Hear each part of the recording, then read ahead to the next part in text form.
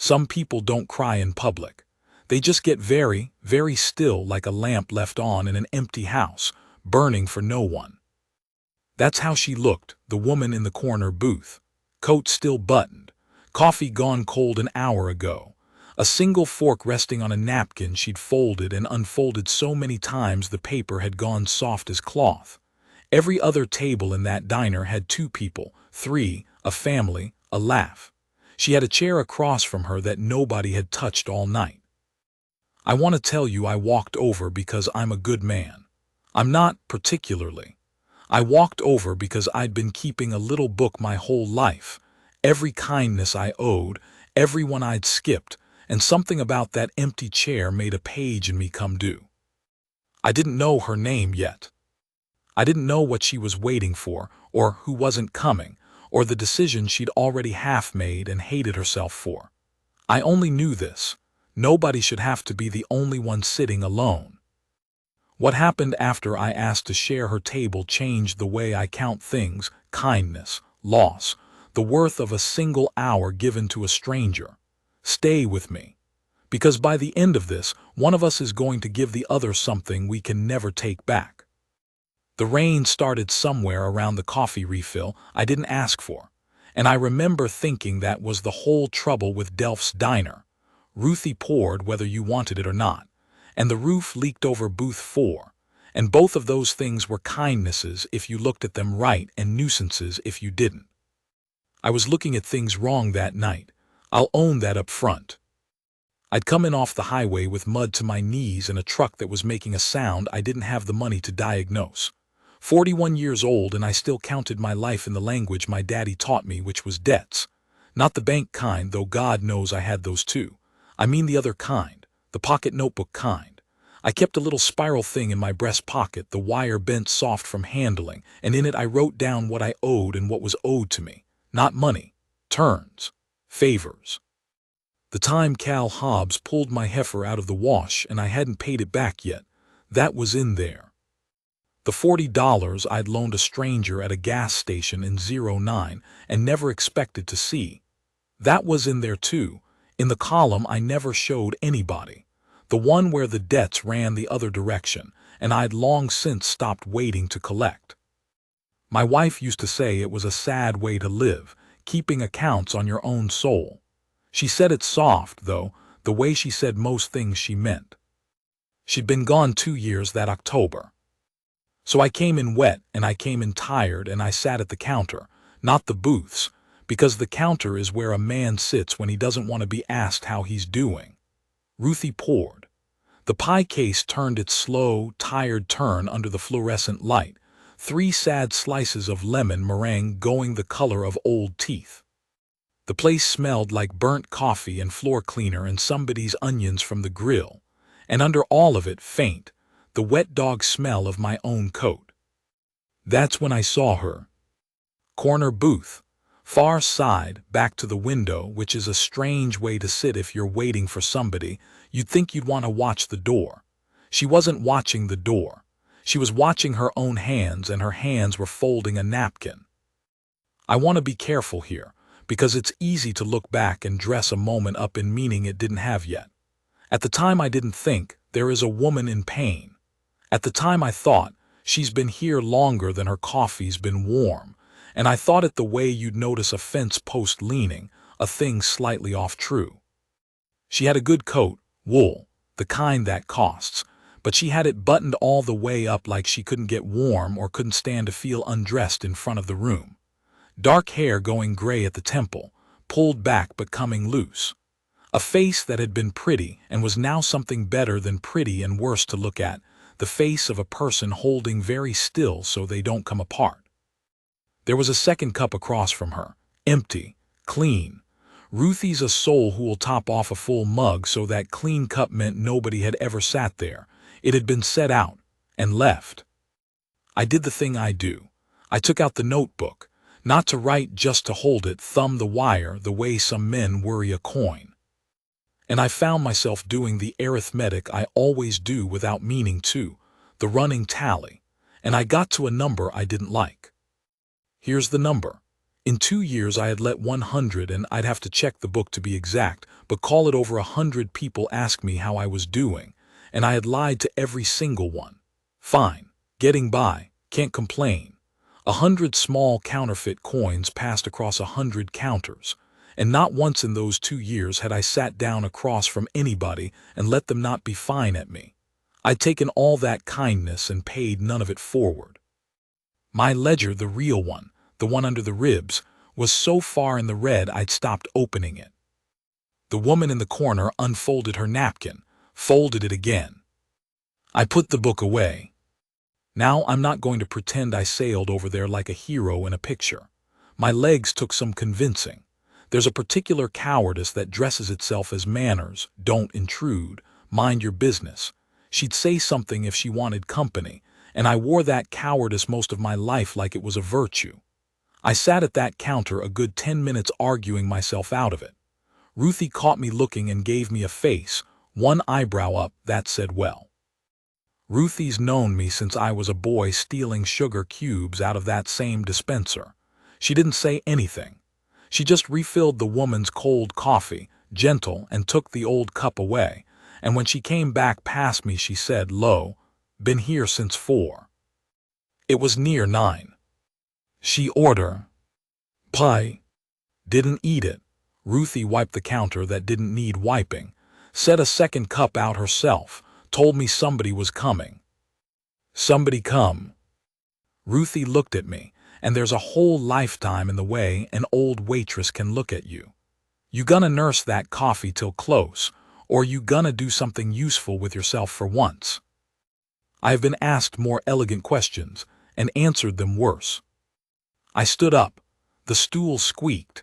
Every nerve I had told me to walk to the men's room instead, to the door, to anywhere. I picked up my hat off the counter. I don't know why, some instinct that you don't approach a grieving stranger with your hat on, though I couldn't have told you she was grieving, not for certain, not yet. And I walked the length of that diner, past the trucker and the 2 teenagers sharing a milkshake and the old couple who'd been married so long they'd stopped needing to talk, and I stood at the edge of her booth, and my mouth went dry as a July creek. She didn't look up right away. When she did, her eyes were the kind of red that's been red so long it's gone past crying into something quieter. She had a wedding ring.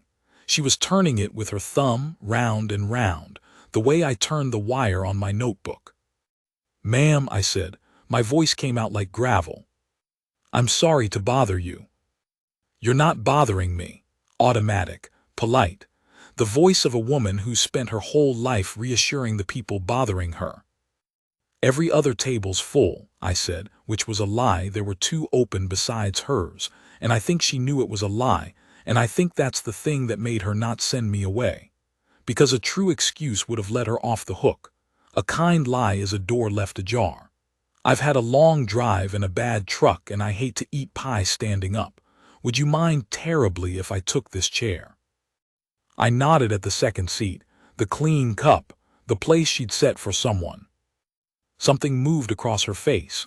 Fast, a wince there and gone, like I'd stepped on a grave. And I understood, in that one flinch, that I'd asked to sit in the exact place she'd been holding open, and that whoever it was hadn't come, and that my sitting there would make it official in a way she wasn't ready for.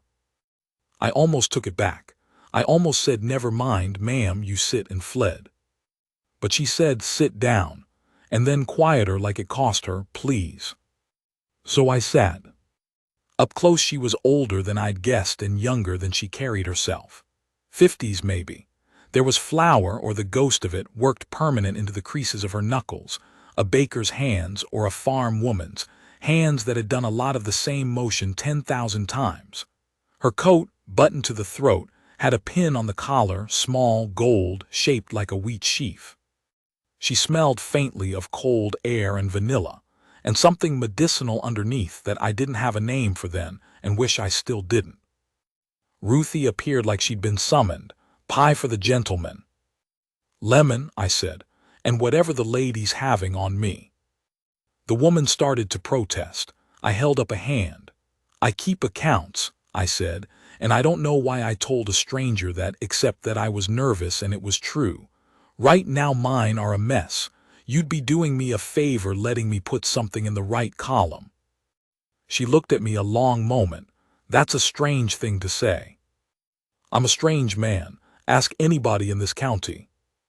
And she almost smiled, almost. The corner of her mouth lifted and then thought better of it, and I felt that near smile land in me like the first warm day after a long freeze. You don't trust it, but God, you feel it. Her name was Alina. She told me that much after the pie came and neither of us ate it. Alina, and she'd driven 3 hours to sit in this diner, and no, she didn't want to talk about why, and yes, she'd stay a while longer because, and this is the part that got me, because she said, "I'm not ready to go home to a house where I have to decide something. Here I don't have to decide anything. Here I can just sit. I know that house. I've lived in that house. The one where the decision waits for you on the kitchen table with its arms crossed." So I didn't ask what she had to decide. I did the only thing my sorry ledger had taught me was worth anything. I stayed, and I let her not be fine at me.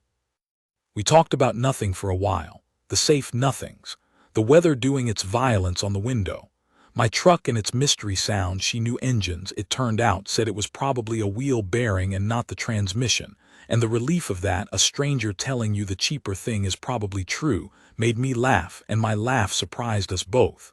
She'd grown up on a place outside Cortland. Cattle, then the cattle got sold, then just her father and the emptied barns. She'd married a man named Thomas who fixed radios and then computers, and then, when the world stopped needing the things he fixed nothing and drank instead, and then stopped drinking, which she said was the hardest good thing that ever happened to them. "Stop drinking," I said, "that's not nothing." 12 years, she said, 12 years sober. And she turned the ring on her finger round and looked at the clean cup she'd set out, and I felt the whole shape of the evening rearrange itself in the dark. Because a woman doesn't set a cup out for a man she's angry at. A woman doesn't drive 3 hours and sit 6 hours holding a place for somebody who's just late. I want to slow down here, because this is where the night turned, and I've turned it over in my mind so many times since that the edges are worn smooth. The teenagers left. The bell over the door jangled.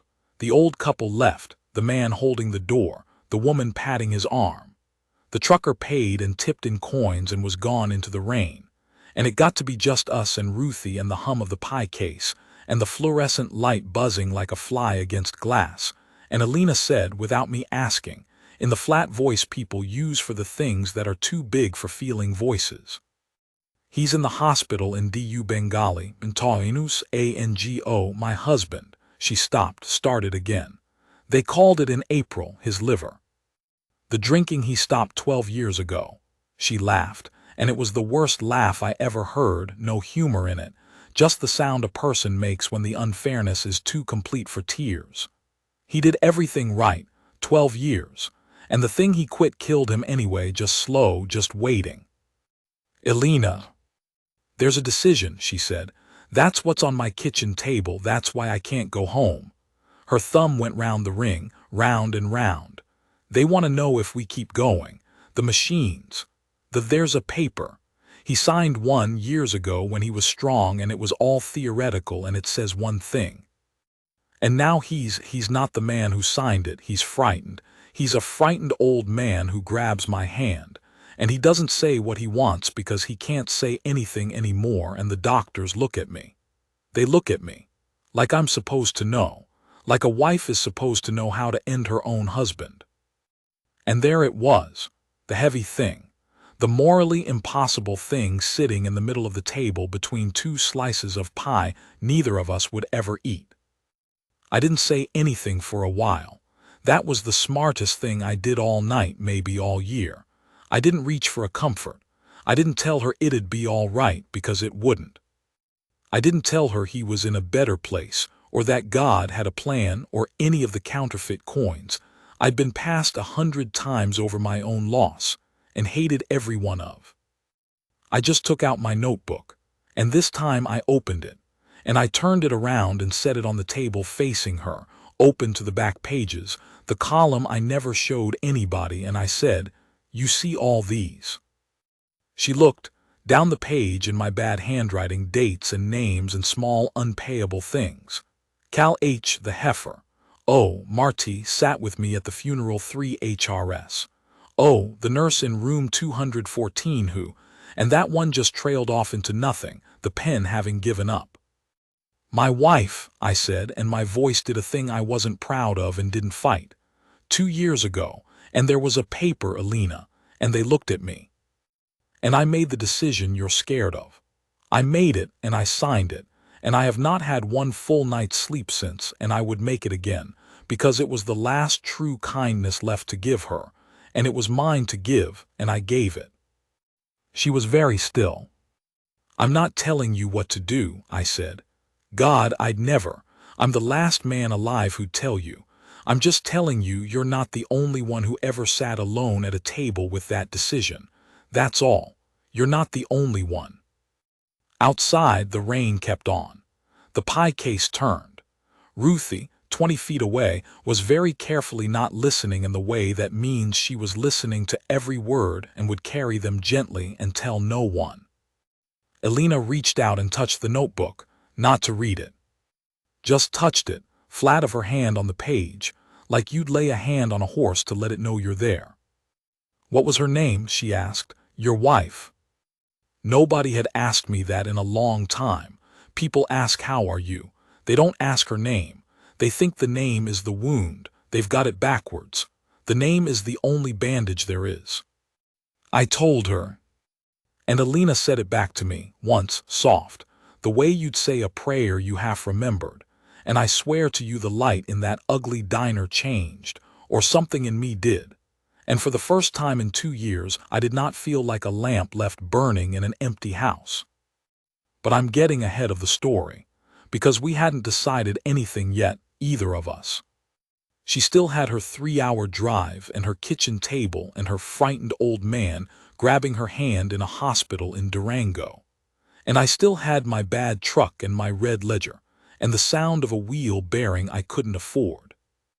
What I didn't know, what neither of us knew, sitting there at 9:40 on a rain-drowned Tuesday with 2 slices of lemon pie going stale between us, was that the decision on her kitchen table and the debt in the back of my notebook were about to come due on the very same night. And that before the sun came up, one of us was going to ask the other for something so large that everything we'd said in that booth would turn out to be only the practice, only the tuning of the instrument, before the real and terrible song. Ruthie came over with the pot. More coffee? She asked. And she was looking at Alina when she said it, but her free hand came to rest on my shoulder, just for a second, the way she used to when I was a boy who'd skinned his knee. Alina looked at her cold cup, at the clean one still empty, still set for someone. No, she said, no more coffee. She wrapped both hands around the warm mug, the flower-ghosted knuckles, the wedding ring. But I think I'd like to sit here a while longer if that's all right. She looked at me. If you'll stay. I put my notebook back in my pocket, over the heart, where I keep the accounts. Ma'am, I said, I've got nowhere in this world I'd rather be. And I meant it, which surprised me most of all. The phone rang at 9:51. I know the minute because I just glanced at the clock over the pie case. The kind of round diner clock with a fork and knife for hands. God's own joke about a place like Delph's. And I was thinking that in another life I'd have paid for both our pies and tipped Ruthie double and driven home to a warm woman. And I let myself think it for exactly 1 second before I put it away. The way you put a photograph face down. Then Alina's phone lit up on the table, buzzing against the formica, walking itself in a little half circle, and the screen said Durango Regional, and every bit of color went out of her face at once, like a lamp unplugged. She didn't move to answer it. It rang, it walked. The wheat sheaf pin on her collar caught the fluorescent light. Across the diner, Ruthie went still with the coffee pot in her hand, and I realized I'd stopped breathing, and the phone rang a 4th time and a 5th, and Alina looked at it the way you'd look at a snake that had come up through the floor. Alina, I said gentle, you want me to? No, she picked it up. Her thumb hovered. And then she did a thing I will carry to my own grave. She put it on speaker, and she set it down on the table between us flat, and she looked at me while she did it. And I understood that she could not be alone for this, that she'd driven 3 hours to a diner precisely, so she would not be alone in a house when this call came, and that I was by no plan of God's or mine, just by the dumb luck of a bad wheel bearing the person who was going to be alone with her instead. "Hello," she said, "this is Alina." A voice came out of the little speaker, tinny and kind, a nurse's voice, the professional gentleness that means bad news is coming and they've had practice softening the fall. "Mrs. Vance, I'm so sorry to call this late. This is Priya. I'm on nights in the ICU. He's stable right now, but he had a hard hour. His oxygen dropped and we got it back up, but Dr. Osai wanted me to reach you because of the paper," Alina said. A pause. "Because of his advance directive, yes. And because there are decisions that would be easier made with time than made in a crisis at 3 in the morning. Dr. Osai is wondering if you could come in tonight if you're able." Alina closed her eyes. Her thumb found the wedding ring and went round. "How long?" she said. Not a question the way most people ask it. The way you ask when you already know and only want the shape of it confirmed. Another pause longer. Priya, whoever she was, 3 hours south in a room I'd never see, chose her words the way you'd cross a river on stones. "It's not something I can tell you over the phone with any honesty, but I'd say if there are people who should be here they should come, and Mrs. Vance, he's been asking for you, when he can. He says your name." I watched a 50-something woman in a diner take a blow that would have dropped a younger man, and I watched her take it standing, which is to say sitting, which is to say without so much as a sound, only her jaw working once and her free hand flattening on the table like she was steadying the whole earth. "There's someone else he'd want," Alina said. "My daughter, she's not answering me. She hasn't answered me in 3 days." And there it was, another door in the house of her grief opening onto another dark room. "Would you, if she calls the hospital, would you tell her I'm coming? Her name is Mara Vance. She might not use Vance." "I'll flag it for the desk," Priya said. "You drive safe, all right, slow. He'd want you here whole." The call ended. The screen went dark. The phone sat on the table like a small dead thing. And Alina did not cry, and I have thought a great deal about why, and I believe it is this. She had been crying for 4 months quietly in kitchens and parking lots and diner booths, and she had used it up, and what was left when the crying was gone was just the doing. The next thing, the keys, the 3 hours of dark highway, the room. "I have to go," she said. "I know.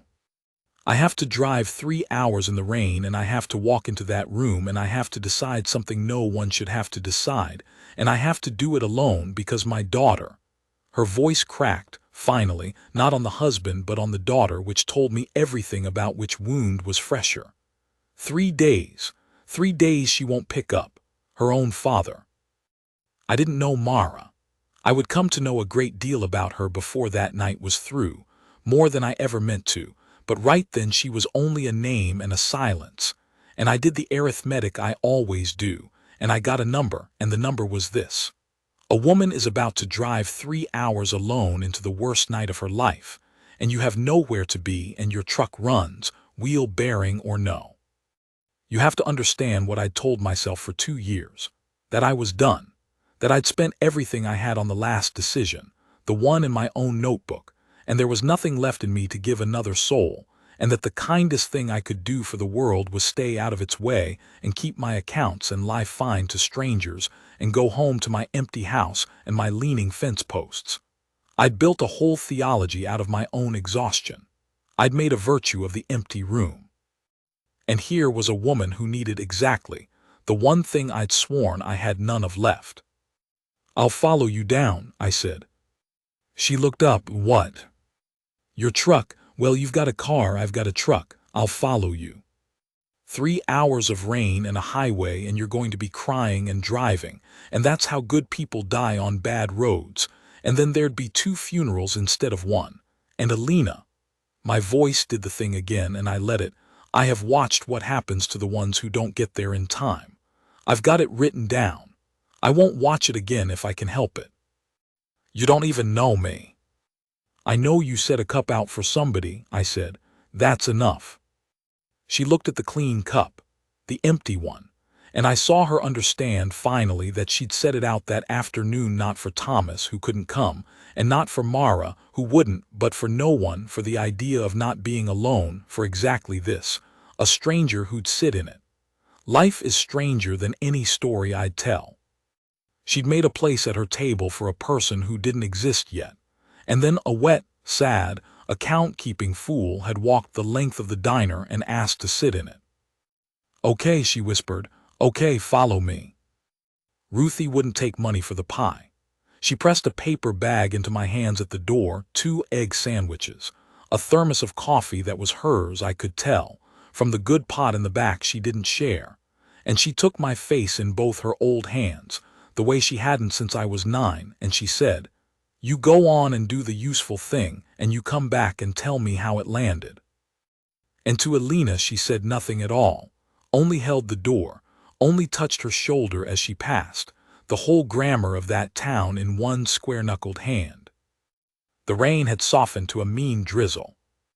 Alina's car was an old Subaru, mud on the panels, a college parking sticker on the back window so faded I couldn't read it, and a child's drawing taped to the inside of the rear glass, a horse, done in the fat, confident crayon of a kid who loves horses and hasn't yet learned they're hard to draw. It had faded almost to nothing in the sun of 100 summers. She saw me see it. "Mara," she said. She was 6. And she got in her car, and I got in my truck, and the wheel bearing groaned like a living thing, and we pulled out onto the highway south with her tail lights ahead of me in the dark like 2 red coals I'd sworn to keep lit. 3 hours is a long time to be alone with your own ledger. I'll tell you what I did driving. I talked to my wife, I do that. I'd stopped being ashamed of it. I told her about the woman ahead of me, and the cup, and the paper on the kitchen table, and the paper I'd signed 2 years back that I'd never once been able to say out loud to another living person until an hour ago in a booth at Delph's. And I felt her listening the way I always feel it, not a voice. Nothing so cheap as that, just a kind of attention in the empty seat, a warmth where the cold usually sat. "You're doing a good thing," the warmth said, or I said it for her, it doesn't matter which. "But be careful. This woman's grief is not your grief. Don't try to fix hers to make up for how you couldn't fix ours." That stopped me cold out there on the black highway, because it was true. That's the trap the good-hearted fall into, and I've been falling into it since the diner. The notion that if I could just get Alina to the room in time, get her daughter on the phone, hold the whole thing together with my bare hands, then somehow, retroactively, across 2 years and a county line, I'd have held my own together too. That the account could be settled backwards. That a kindness paid to a stranger could reach back through time and buy me one more night's sleep. It can't, I know that. I knew it then. But knowing a thing and living like you know it are 2 different books, and I've only ever been fluent in the first. Somewhere around the 2nd hour her taillight swerved. Not much. A drift toward the shoulder, a correction, but too sharp, the tired overcorrection of a person who stopped seeing the road. My heart went up into my throat. I flashed my lights. She didn't slow. I flashed again, and then I did the only thing I could think of. I called the number she'd given me at the diner in case we got separated, and I watched her brake lights flare as the phone rang inside her car, and she pulled over onto the gravel and I pulled in behind her, and I was out of the truck and at her window before I'd thought about the rain. She had her forehead on the wheel.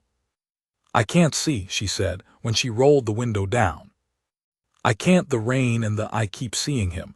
I keep seeing him at 6, no, Mara at 6 and Thomas and the horse drawing, and I can't tell the road from the—" She was shaking. Not crying. Shaking, which is worse, which is the body deciding for you that it's done. Move over, I said. What? Passenger seat. I'll drive your car, you rest. My truck can sit here, I'll come back for it. It's not going anywhere and neither is the wheel bearing. I opened her door. Elena, you can't drive and he needs you whole. Priya said it. Whole, move over.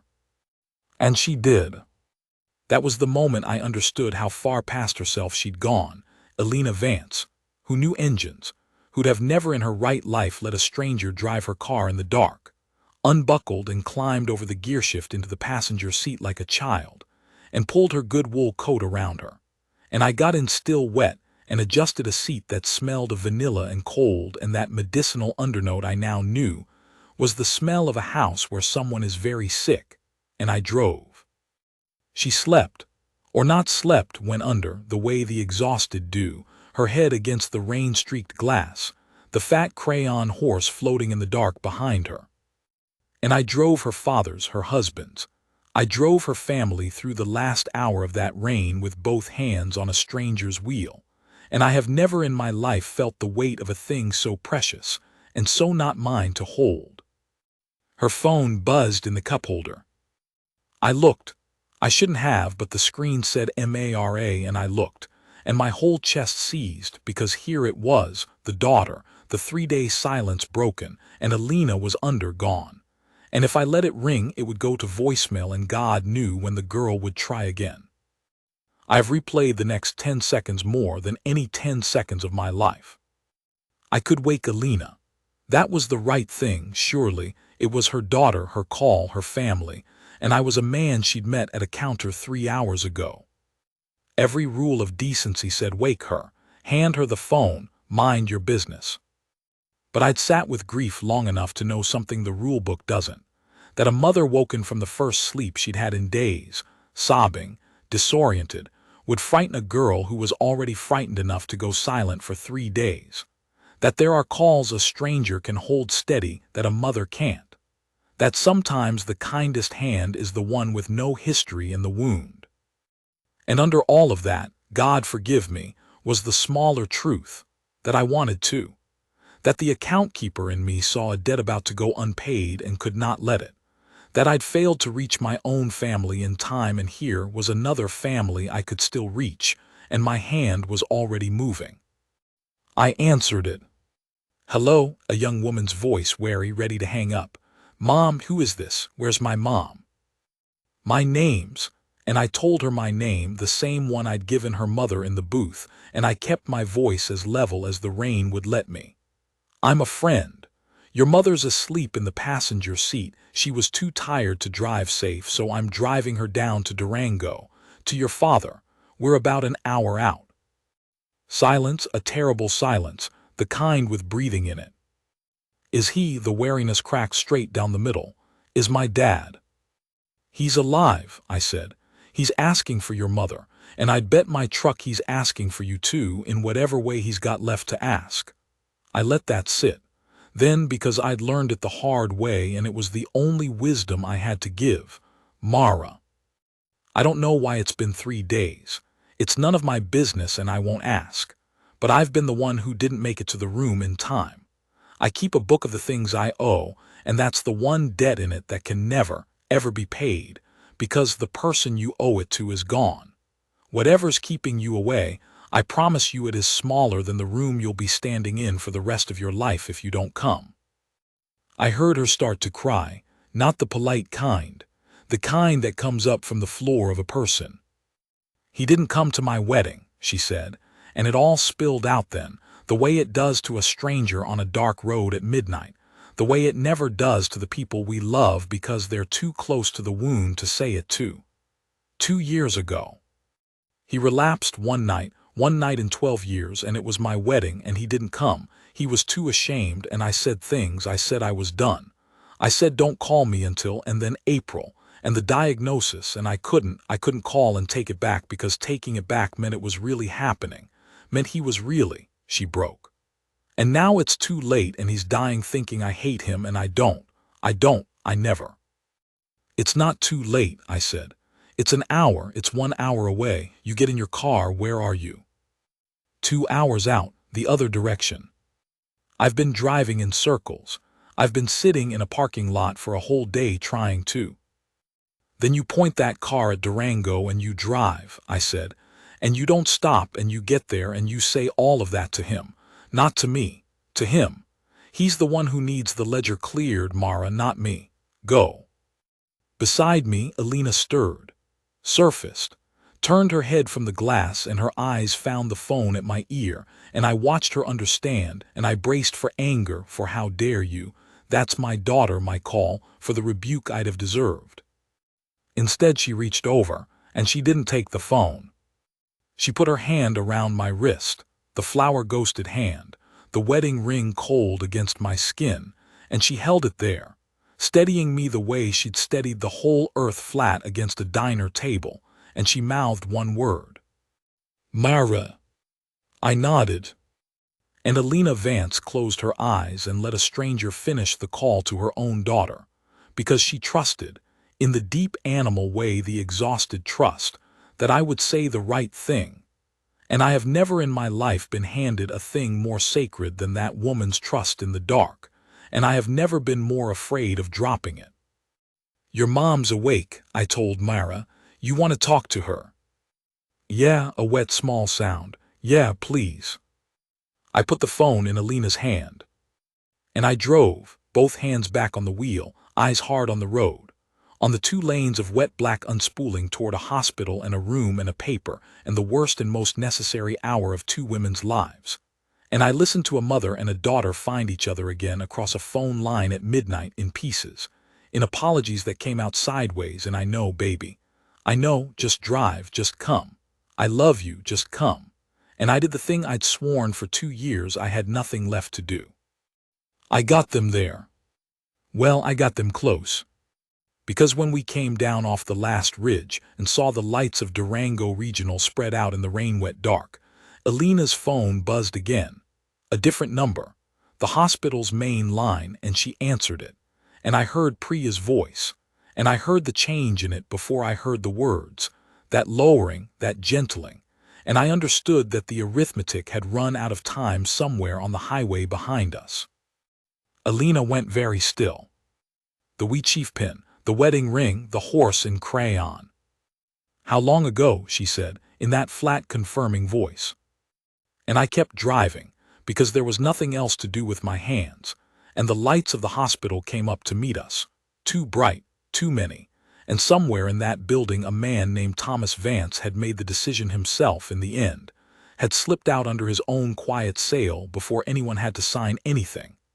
And I did not know yet whether that was a mercy or the cruelest thing of all, that Alina had been spared the paper only by being robbed of the goodbye. That's the part I couldn't have told you in the diner, that some decisions get made for you. That you can drive 3 hours through the rain toward a choice and arrive to find the choice already gone, and stand in the parking lot in the drizzle not knowing whether to fall to your knees in grief or in the terrible, guilty, unforgivable relief of a woman who will never now have to have been the one who ended her own husband. Alina lowered the phone. He's gone, she said to me, to the windshield, to the crayon horse, to the empty passenger seat where I'd talked to my dead wife 3 hours ago. He's gone, and Mara's still an hour away, and she's going to walk in and he's going to be. She stopped. And then Alina Vance, who had not cried through the whole long night, who had used up 4 months of tears in kitchens and parking lots, turned to me in the parked car in the hospital lot with the rain coming down and the engine ticking as it cooled, and she asked me for the thing. The large thing, the thing that made everything in the booth only the tuning of the instrument. Will you stay, she said, and be here when my daughter comes, because I can't be the only face she sees. I can't be the one standing alone when she walks in and it's already, I need there to be someone who isn't drowning too, just for the first minute, just so she's not walking into a room where everyone's already underwater. Her voice broke clean in half. Will you stand next to me when she comes? A stranger, please. I have no right to ask, and I'm asking. I said yes. Of course I said yes. But I want to be honest about the second before I said it, because the second before is where the real man lives, and the man in that second was afraid. Here is what I was afraid of. Not the grief, I'd swum in grief, I knew its temperature. I was afraid of being seen. A stranger can hold a phone in the dark. A stranger can drive a car through rain. Those are hands work, back-turned work, the kind of kindness you can do without anybody looking at your face. But to stand in a bright hospital corridor next to a woman while her only child comes running toward the worst news of her life, to be witnessed doing it, to be a face in that memory forever, folded into the single most terrible minute of a family I'd known for 4 hours, that asked something of me I wasn't sure I still had. It asked me to be present, fully, no ledger to hide behind, no column to file it in. Yes, I said, I'll stay. And Alina's hand came off the phone and found mine on the gearshift and gripped it. Once, hard, the flour-worn knuckles and the cold ring. And then she was out of the car and walking toward those doors with a straightness in her back that broke my heart worse than any collapse would have. I've been in hospitals at midnight. There's a particular quality to the light, too white, too even, no shadows to hide the wet on anyone's face. The floors are always just mopped and smell of it. Somewhere a vending machine hums. Somewhere a phone rings twice and stops.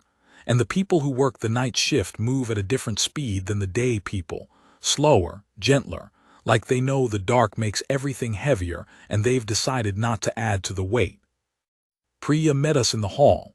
I knew her at once, though I'd only heard her voice, small, dark-eyed, a lanyard, the kind of tired that's gone past tired into something like grace. She took both of Alina's hands. He went easy, she said. That I can promise you. He wasn't frightened at the end. He said your name and then he just let the tide take him. No machines fought it. He didn't want them to, a beat. The directive, he'd been very clear these last weeks when he could talk. He didn't want you to have to be the one. I think, Mrs. Vance, I think he timed it. I've seen it before, more than the doctors will admit. He waited until you were close enough to have tried, and then he went before you had to decide. So the last thing wouldn't be on your hands. Alina made a sound I won't try to write down. Because do you see what that was? Do you see the gift a dying man gave through the one power he had left? He'd carried the paper for 12 sober years, the theoretical thing signed by a strong man. And then when the theory became a hospital bed and a frightened woman driving through rain, he'd found a way to take it back off her.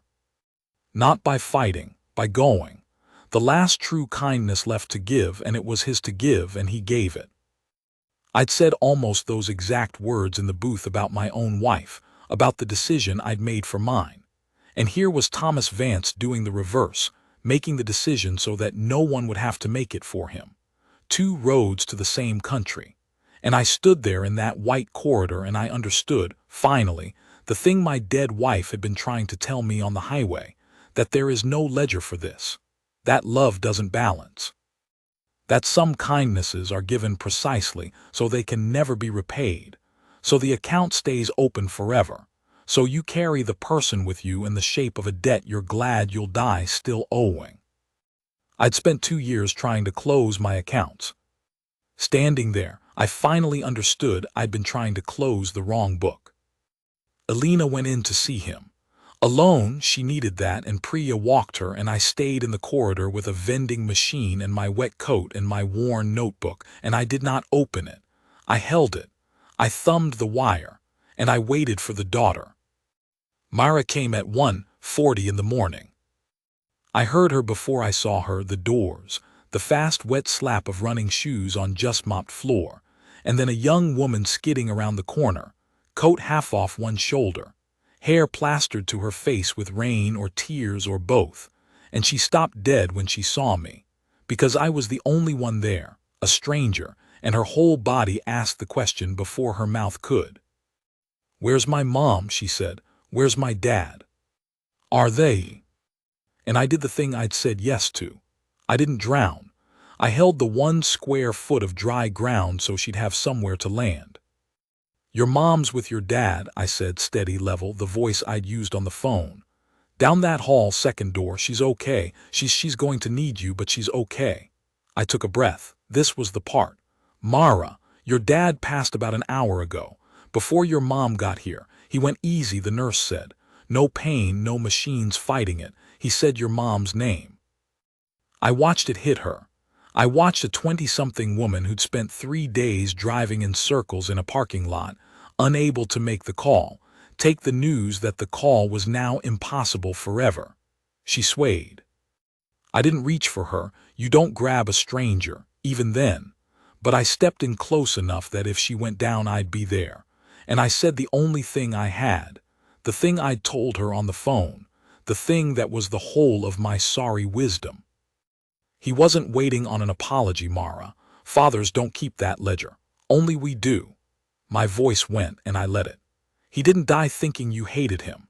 A man who says his wife's name at the end and lets go easy, that's not a man carrying a grudge into the dark. That's a man who set his down a long time ago and hoped you'd set yours down too. I never got to. I know. He didn't come to my wedding, and I never. I know, and now you go in that room and you say it to him anyway. Out loud, it counts. I promise you on the only thing I've got. It counts, even now, especially now. And that's when Alina came out of the room. Mother and daughter saw each other down the length of that white corridor. 3 days of silence. 4 months of a diagnosis one of them faced alone. A wedding 2 years back with an empty chair where a father should have been. All of it standing in the 20 feet of just mopped floor between them. Nobody moved for a second. Then Mara said, "Mom," and it broke, and Alina opened her arms, and the girl ran the last 20 feet and folded into her mother the way she must have at 6, at the age of the crayon horse, and they went down together onto the cold floor of a hospital hallway at nearly 2 in the morning, and they held each other, and they made the sounds that don't go into stories, and I turned around. I gave them the corridor. That was mine to give my back, the mercy of not being watched. I walked to the far window where the rain had finally stopped, and the parking lot lights hung in the wet dark, and I took out my notebook, and I stood there while behind me, a family that had been broken for 2 years put itself back together over the body of the man who'd broken it and loved it, and in the end, saved it the only way he had left. I opened the book to the back pages, the red column, the debts I could never pay. And under the nurse in room 214 who, the entry that trailed off into nothing 2 years ago, the pen that had given up, I found I still couldn't finish it. But I understood now why. It wasn't that I'd forgotten what she did. It was that some debts aren't meant to be closed. Some you carry open on purpose, the way you'd keep a light on in a window not because anyone's coming home, but because the light itself is the loving. My whole ledger, the leaning fence posts of my soul, I'd had it backwards for 2 years. The red column wasn't a list of failures. It was a list of the people who'd loved me hard enough to put me in permanent debt. It was the richest page in the book. I closed it. I didn't write Alina's name in it. Some things you don't file. They stayed on the floor a long while. When Alina finally looked up and found me at the window, she didn't wave me over and she didn't wave me off. She just looked over her daughter's shaking shoulder, and there was a whole conversation in it. "Thank you" was in there. "You can go now" was in there, gentle, not a dismissal, a release. You did the useful thing. And something else underneath that I've turned over 100 nights since. A kind of recognition, one account keeper to another, that we'd each shown up at the other's table on the one night it mattered, and neither of us would ever be able to say what it was worth, because it didn't have a number. I lifted my notebook, just an inch. "I've got you in the book," the gesture said, "the good column, the one that can't be paid." And she understood because she'd seen the book, and she almost smiled, the same near smile from the booth, the corner of the mouth lifting and thinking better of it, and she put her face back down into her daughter's hair. I left before dawn. I want to tell you we became great friends. Alina and I, that she called on the anniversary, that Mara sends a card, that there's a photograph of the 3 of us somewhere. There isn't. That's not how it went, and I've made my peace with it mostly. We were strangers who shared a table on the one night when sharing a table was the whole of what either of us had to give. You don't always get to keep the people you save, or the ones who save you. Sometimes the kindness is complete in itself, a closed circle, and to ask it to become a friendship is to ask it to become something smaller. I drove back up the mountain in the gray, found my truck where I'd left it on the shoulder, the wheel bearing still groaning, the world still broke and beautiful. And when I got to Delph's, Ruthie was just flipping the sign to open, and she took one look at my face through the glass and had the coffee poured before I was through the door. The good pot, the one from the back. "How'd it land?" she said. And I sat at the counter, where a man sits when he doesn't want to be asked. Except this time I wanted to be asked. This time I'd have paid to be asked, and I opened my mouth to tell her.